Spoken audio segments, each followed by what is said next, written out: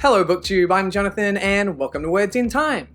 Now in today's video, I'm going to be sharing with you 35 sci-fi books that I'm going to be reading.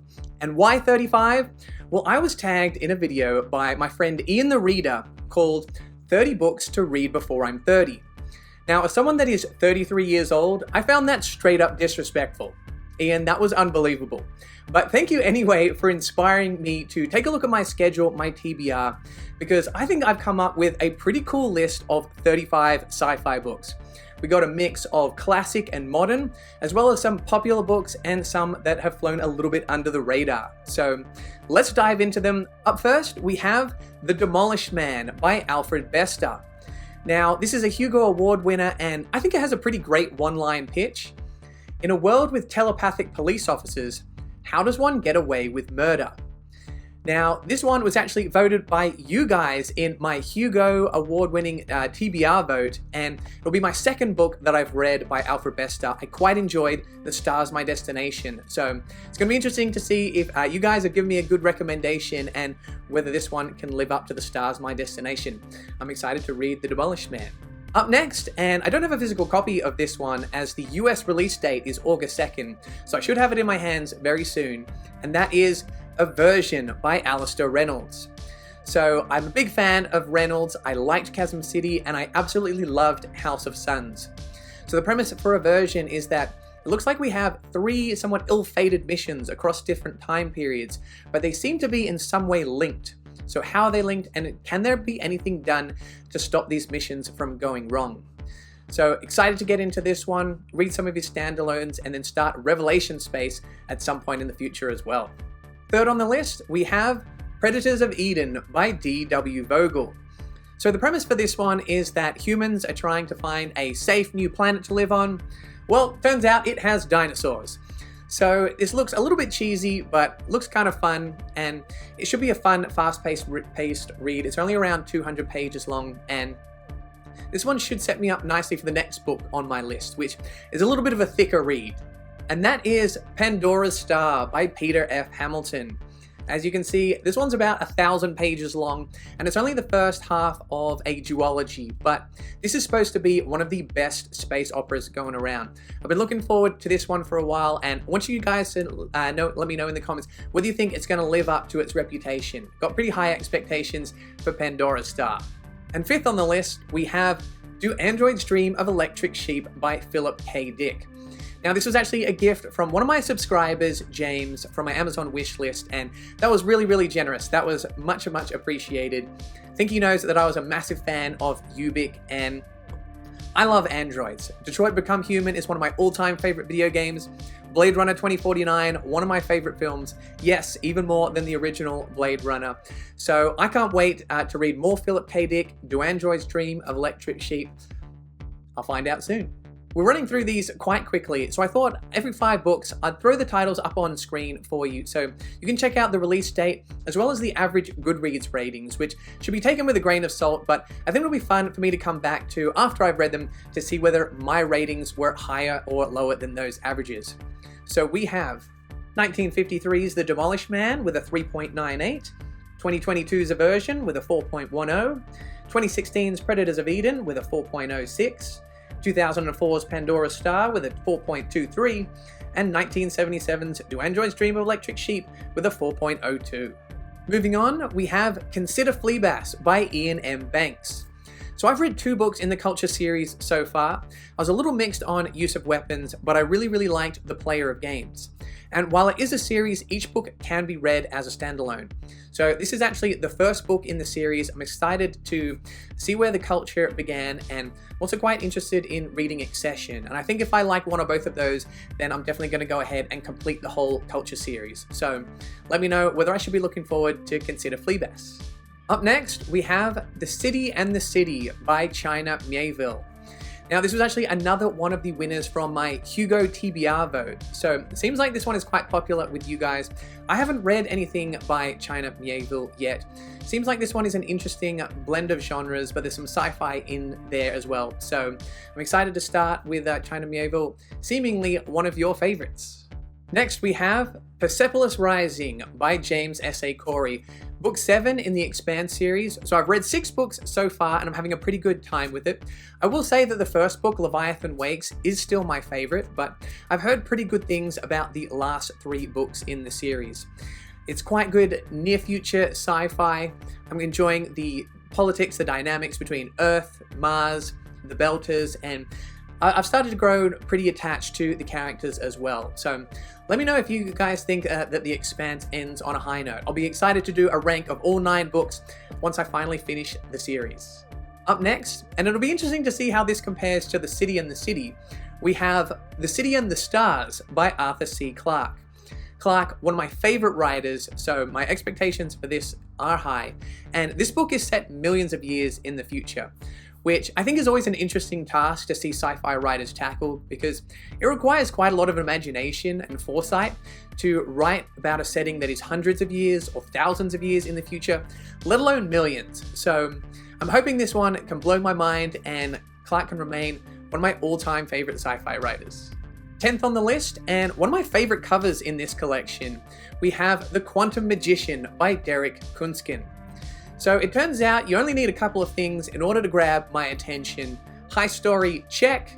Quantum physics, check. I'm in. I haven't heard a lot of talk online about this one, but the premise sounded really interesting to me. I love the cover. I think the spine looks beautiful on the shelf. So let me know your thoughts if you've read it. I'm pretty excited to get into The Quantum Magician. So quickly wrapping up 6 through 10, we have 1987's Consider Phlebas with a 3.86, 2009's The City and the City with a 3.90, 2017's Persepolis Rising with a 4.37, 1956's The City and the Stars with a 4.08, 2018's The Quantum Magician with a 3.99. Number 11, and another absolutely killer cover in this collection, we have The Snow Queen by Joan D. Vinci. Now, I haven't read anything by Joan before, but I have read A Fire Upon the Deep by her former husband, Werner Vinci, and they did end up getting separated, but both Hugo Award winners, so that's a pretty impressive couple right there. So this takes a classic tale and adds some hard sci-fi to it. So that sounds pretty awesome to me. If it can even remotely live up to this cover, I think we have an absolute winner. Up next, we have Permutation City by Greg Egan. So this will be my first book that I've read by Egan, someone with a pretty impressive reputation within the sci-fi world. This is supposed to be some very hard sci-fi. The way he uses mathematics and playing with the laws of physics to create a captivating story definitely sounds like it would be right up my alley. And my friend Michael from Fit to Be Read, he is a massive Greg Egan fan, so I'm sure he's excited to see this one on the list, and looking forward to letting you know how I get on with Permutation City. At 13, we have City of Gold and Shadow, the first book in the Otherland series by Tad Williams. And this was a gift from one of my subscribers, Lucas, which was really kind, really means a lot to me. And I haven't read anything by Tad Williams before, but I know he has quite the reputation in both the Santa Fe? Fantasy and sci-fi genres. And with some of the topics in this one, I know the premise involves some kind of VR, AI, gaming type worlds, and I'm really excited to jump into this one. I think it's going to be totally up my alley. Bit of a thick one, but yes, gonna be a great world to sink my teeth into. At 14, we have Sphere by Michael Crichton. Somehow I haven't read anything by Crichton yet. I obviously want to read Jurassic Park at some point, but the premise for Sphere kind of captured my attention, captured my imagination, and I love this kind of nostalgic 80s, 90s, under the water kind of bubbly cover. So yes, I've heard great things about Crichton. I've heard some people say he doesn't always stick the landing, so we'll see what I think about Sphere, but definitely set up a great mystery and looking forward to finally reading my first Crichton book. And at 15, we have Tau Zero by Paul Anderson. So the premise for this one sounds pretty cool. We have a spaceship that is accelerating, hurtling through space, accelerating towards the speed of light. So it'll be interesting to see how the crew deals with time dilation and other problems that can arise. This is supposed to be some pretty hard sci-fi, which can sometimes be a little bit dry, but I love those hard sci-fi concepts, those things that'll scramble the brain and really blow you away if the writer can stick the landing. So here's our quick wrap up for 11 through 15. 1980's The Snow Queen with a 3.95, 1994's Permutation City with a 4.08, 1996's City of Golden Shadow with a 3.92, 1987's Sphere with a 3.81, and 1970's Tau Zero with a 3.84. Moving on, we have Snow Crash by Neil Stephenson. So this is a cyberpunk book with a pizza delivery driver named Hero Protagonist, which I might be able to relate to as a former pizza delivery driver. And to be honest, this book seems pretty polarizing. I've seen a lot of 1-star and a lot of 5-star reviews, so it's going to be interesting to see on which side of the argument I fall when it comes to Snow Crash. Up next, we have Neverness by David Zindel, and there's a great quote for it on the back. David Zindel writes of interstellar mathematics in poetic prose that is a joy to read. What more do I need to know than that? I'm already in, but wait, apparently there's also an order of mystic mathematicians and psychedelic snakes. This book sounds amazing. I've seen very few reviews for it online, but Moyd from Media Death Cult says that he enjoyed it. So I'm hoping I will too, because even though this is probably the heaviest book in the collection, I think it sounds pretty cool. Up next, we have Deathstalker Rebellion by Simon R. Green. This is the second book in the Deathstalker series, and I'm currently reading book 1. I'm about 3/4 of the way through, and I'm having an absolute blast. It is a bit of a parody, a bit of a satire of the space opera genre, but if you can buy into it, I think you're going to have a good time, because while it is somewhat silly, in my opinion, it is completely awesome. So I already went ahead and bought book 2. I think I'm going to have a good time with the Deathstalker series. Up next, we have The Gunslinger, the first book in the Dark Tower series by Stephen King. Now, this was actually a gift from one of my subscribers, Patrick, which was an absolutely awesome gift because not only has he given me The Gunslinger, he's also given me my first taste for Stephen King. And I know this is maybe a little bit more fantasy than sci-fi, but I think there's some sci-fi in there, so we'll say that that counts. And I haven't read anything by Stephen King before, but I'm really intrigued by The Dark Tower. And I know the first book, The Gunslinger, there's a little bit of mixed reactions to, so I'm going to commit to reading this one and the second book, The Drawing of the Three. And I think at that point, I'll have a pretty good taste for what The Dark Tower is all about. And based on some of you King nuts, I think I'm going to like it. At number 20, we have Ilium by Dan Simmons. And this was gifted to me by one of my subscribers, King Crusoe. You guys really are the absolute best, and this was a great pick for me because Dan Simmons is the author of the Hyperion Cantos, which might be my favorite completed series of all time. And another favorite writer of mine, Christopher Rocchio, author of the Sun Eater series, says he likes Ilium even more than Hyperion, which is absolutely bonkers because Hyperion sets a pretty dang high bar. So in Ilium, we have some mythological history combined with sci-fi, which sounds like a great setting, some great ideas, Dan Simmons, wonderful characters and prose. I'm pretty sure he's going to knock it out of the park with Ilium. So we're just over halfway through, and I thought I'd quickly mix things up with a little game. I want you guys to predict which of those last 5 books you think that I'm going to give the highest score to. We have Snow Crash, Neverness, Deathstalker Rebellion, The Gunslinger, and Ilium. And just as a little twist, you have some competition. You're going to be going head-to-head against Charlie the Mini Poodle. Okay, Charlie, which of these 5 books am I going to enjoy the most? Snow Crash, Neverness, Deathstalker Rebellion, Ilium, or The Gunslinger?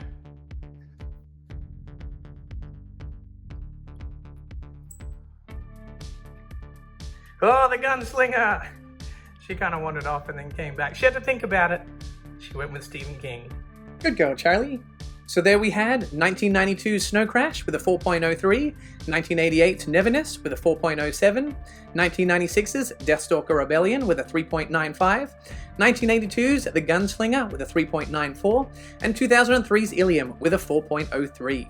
So moving on to number 21, we have To Your Scattered Bodies Go by Philip Jose Farmer. So this one sounds kind of weird, kind of trippy. The premise for this one is that we have a number of characters that wake up naked floating down a river. Where are we? Why are we here? Where does this river go? I'm sure none of it makes any sense at all, but I'm totally down to read it. To Your Scattered Bodies Go by Philip Jose Farmer. Next, we have another absolutely stunning cover, and that is Sea of Rust by Robert C. Cargill. This was another gift sent again by Patrick. Patrick, absolute legend, picked out a great book and great cover for me here. I think all you really need to know is robots. I love stories about robots, but if you need to know more, I believe this is a post-apocalyptic world. AIs have gone rampant. We have robots wandering around trying to survive. Look at this poor little guy over here reaching up towards the sun. So any book that's going to make me emotional about robots, yes, mark me down. I'm in. Up next, we have The Gods Themselves by Isaac Asimov. So I've read the original Foundation trilogy by Asimov, which I quite enjoyed, and this is another one of his classics. It's a Hugo Award winner, and the premise for this one is that Earth has obtained access to free, unlimited energy from a parallel universe, a process devised by aliens. But that free energy comes at a price. So it sounds like some great high concept stuff. Isaac Asimov, a master of the sci-fi ideas. It'll be interesting to see how this one compares to Foundation. Up next, we have Startide Rising by David Brin. This is another Hugo Award winner, and the premise for this one is that humans are able to travel throughout space and meet other alien species and uplift them to their levels of intelligence and consciousness.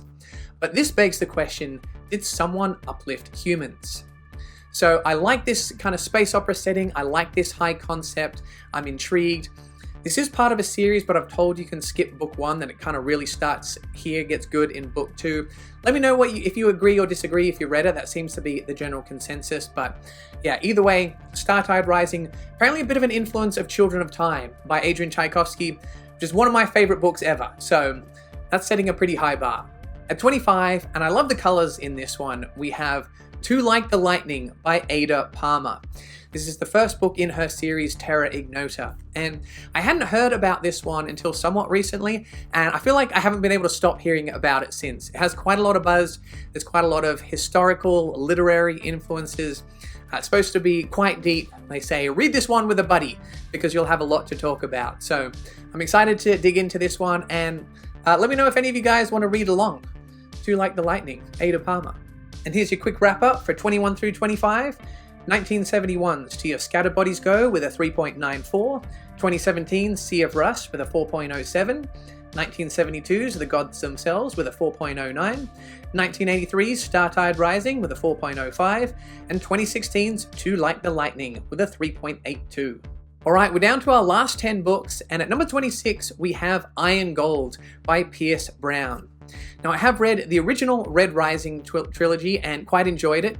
Book 2, Golden Sun, was my favorite of the 3, and I'm interested in reading the second trilogy, but I've been waiting for a release date for Book 6 before I get started, and we don't know when that's going to be, but there are some rumors we might get a little bit of information at this year's Comic-Con, so we'll keep our eyes and ears peeled for that. So yeah, I'm intrigued to see where the second trilogy goes. I've heard Book 5, Dark Age, is, as the title would suggest, rather dark. So it'll be interesting to see whether I can emotionally survive what Pierce Brown has to dish out with the rest of Red Rising, starting with Iron Gold. So that is the last of the books on the list that I already own a physical copy of. I'm going to have to go out and buy the rest of these, although for the next book on the list, I'm going to have to wait until December to do that, because it is Ashes of Man by Christopher Rocchio, book 5 in the Sun Eater series, releasing in December. And this is my favorite current ongoing series. If you haven't already heard me talk about Sun Eater, I'm an absolutely massive fan. The premise for book 1, Empire of Silence, Hadrian, he is our storyteller. It's a first-person POV, and he lets us know that he will destroy a sun, wiping out a race of aliens and killing billions in the process. And depending on who you ask, he's either a hero or a monster. So it's been amazing going on this journey with him, learning about the world, the characters. There's some great action, sci-fi concepts, and hands down my favorite writer in sci-fi. His prose is absolutely wonderful. So can't wait for Ashes of Man. Put me in fugue, wake me up in December. Up next, we have Wool by Hugh Howey. Now, this is a post-apocalyptic story, which isn't always my favorite genre, but I have heard some very high praise for this one. I believe our characters are confined to a silo because of the nature of the post-apocalyptic world outside. So it'll be interesting to see whether I enjoy this one, and whether I go on to complete the Silo series. I believe there's 3 books, so let me know whether you think my tastes are going to line up with Wool. Up next, we have Upgrade by Blake Crouch. And I really enjoyed Recursion by Blake Crouch, and I absolutely loved Dark Matter. So I was very excited when I heard about the release of Upgrade, especially when they said there was going to be a paperback upon release day. But then it turned out that paperback was $25.50, which seemed a little bit steep for a standard paperback. So I'm trying to figure out what to do. Let me know if I'm being cheap. If the book is awesome, I should just go ahead and buy it, or maybe I should wait around for a deal on a used copy or something like that. Anyway, massive fan of Crouch. Definitely going to read this and the Wayward Pines trilogy at some point. It's just a matter of when. And at number 30, we have Doomsday Book by Connie Willis. This is a Hugo winner and a time travel story. And time travel, for me, is an absolute S-tier sci-fi trope. I love reading sci-fi time travel stories, and a couple of you guys have got down in the comments and let me know that I need to read Connie Willis, and this is one of her most popular books. So, yeah, time travel, Connie Willis, I'm in. So here's 26 through 30, 2018's Iron Gold with a 4.22, 2022's Ashes of Man, which is yet to be released, 2012's Wool with a 4.21, 2022's Upgrade with a 4.07, and 1992's Doomsday Book with a 4.03. So we're down to our last 5 books, and at number 31 we have Renegade by Joel Shepherd, book 1 of the Spiral Wars series. So my friend Liam from Liam's Lyceum says he really enjoys this series. It's a little bit similar to The Expanse, but he enjoys this even more than The Expanse. So I'm definitely looking forward to trying this one. The reviews for it seem to be pretty positive, and I believe Joel Shepherd's Australian, so I should throw him some Aussie support and read the series. Liam, I'm going to read it. Not sure when. I don't know when I'll get to it. I mean, I guess before I'm 35, according to the title of this video, so sometime between now and then, I'm going to be reading Spiral Wars. Up next, we have The Long Way to a Small Angry Planet. Wonderful title, by the way. Book 1 in the Wayfarers series by Becky Chambers. So, heard a bit about this one recently. It sounds like quite a fun space opera, some interesting character work. Love the titles in the series, so definitely going to be starting Wayfarers fairly soon.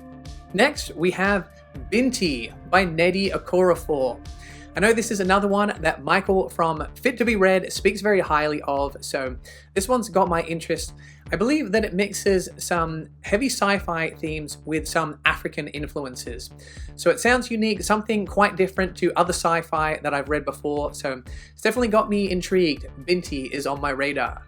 With our penultimate book on the list, we have The Hitchhiker's Guide to the Galaxy by Douglas Adams. So I mentioned this one recently in a video that I think was called 5 Sci-Fi Authors That I Need to Read, and this one got some very mixed responses in the comments. A few of you were saying things like, I can't believe you haven't read Hitchhiker's Guide, it's the best book ever. And then a handful of you were like, Hitchhiker's Guide is not funny. So pretty split between you guys. It's going to be interesting to see which way I go on this one.